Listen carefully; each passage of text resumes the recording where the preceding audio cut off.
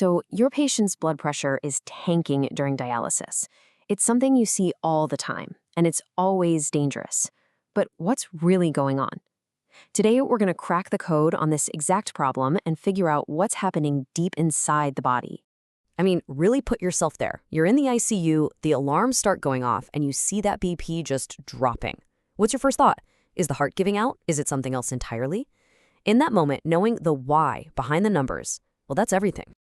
All right, here's how we're going to break this down. We'll start with the big picture, the dilemma itself. Then we'll do a super quick review of how a heartbeat actually works. After that, we'll compare the two main ways we do dialysis, uncover a really common trap people fall into, and then finally get to the bottom line. Okay, first things first, let's really set the stage and make sure we're all on the same page about the problem we're tackling. And look, this isn't some rare, once-in-a-career thing. Hypotension during hemodialysis is one of the most common complications we see. The whole process puts a huge amount of stress on the body's plumbing. So our job right now is to figure out where exactly is that stress coming from. And to do that, we got to go back to basics, just for a second. Let's do a quick refresher on the mechanics of a single heartbeat and meet the key players involved. First up, we have end diastolic volume, or EDV. The easiest way to think about this is preload. It's basically how much the heart muscle is stretched right before it contracts. You can think of it like filling up a water balloon. The more water you put in, the more it stretches. That's your EDV. Then you've got the flip side, end systolic volume, or ESV.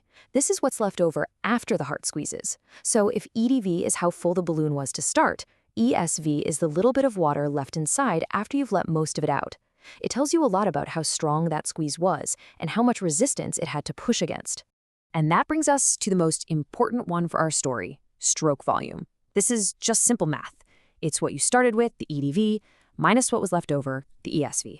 And that stroke volume is the actual amount of blood that gets pumped out with every beat. You can see right away if that number starts to drop, your cardiac output drops, and your blood pressure is going to be in big trouble. Okay, so now that we have our key players, EDV, ESV, and stroke volume, let's see what happens when we apply them to dialysis. This is where it all starts to click. You've basically got two different approaches here. There's hemodialysis, or HD, which is like a sprint. It rips a ton of fluid out of the body in just a few hours. And then you have peritoneal dialysis, or PD, which is a marathon. It's slow, it's gentle, it's continuous. And trust me, that difference in speed, it changes everything. And here it is, the main event. With hemodialysis, because you're pulling fluid out so incredibly fast, that end diastolic volume, it just tanks. That starting volume, the preload, completely collapses. Suddenly, the heart's tank is running on empty before it even gets a chance to pump. But with PD, it's a totally different story. Because it's so much slower, the body actually has time to adjust. The EDV goes down, sure, but it's gradual.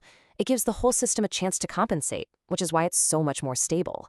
And that's exactly why you'll often see it used for those really unstable, critically ill patients. Okay, but this is where things get tricky. And honestly, this is where a lot of clinicians can get led down the wrong path. There's a number that can look totally fine, totally reassuring, but it's actually masking a huge problem. We've got to talk about the ejection fraction trap. So picture it. Your patient's BP is falling. You grab the ultrasound, do a quick bedside echo, and the ejection fraction comes back at like 55%. That's normal. So you think, phew, okay, well, at least the heart pump is working fine. But nope, you've just walked right into the trap. And this is the key insight from our source material. Ejection fraction can totally mislead you. You have to look at the absolute volumes. Let me say that again, because it's so important. It's not about the ratio, it's about the actual amount of blood. So why is it a trap? Well, remember, ejection fraction is just a percentage. It's the stroke volume divided by the starting volume, the EDV. Now, during HA, you're yanking out so much fluid that both of those numbers drop, the starting volume and the amount pumped out. And if they drop together proportionally, the ratio, the percentage, can stay exactly the same. But think about it. 50% of a full gas tank is great. 50% of an almost empty gas tank is not so great. The percentage is the same, but the absolute amount is dangerously low. That's the trap.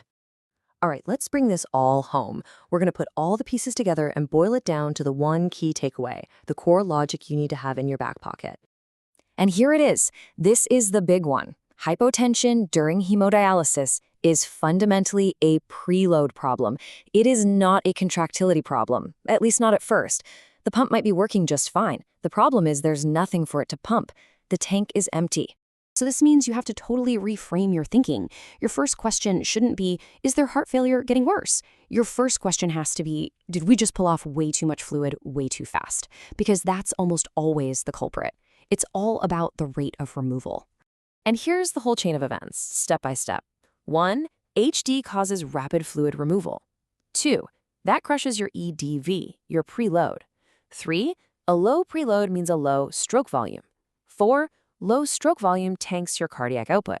And 5, you get hypotension. That's the domino effect right there. So if you remember nothing else, remember this. HD's speed causes a massive drop in preload, and that's what causes the hypotension. PD, on the other hand, is slow and steady, which keeps things stable. It really all boils down to how fast you're taking that fluid off. So leave you with this question to think about. Now that you know this is, at its core, a volume problem and not a pump problem, how does that change what you do next time those alarms go off? Something to think about. Thanks for tuning in.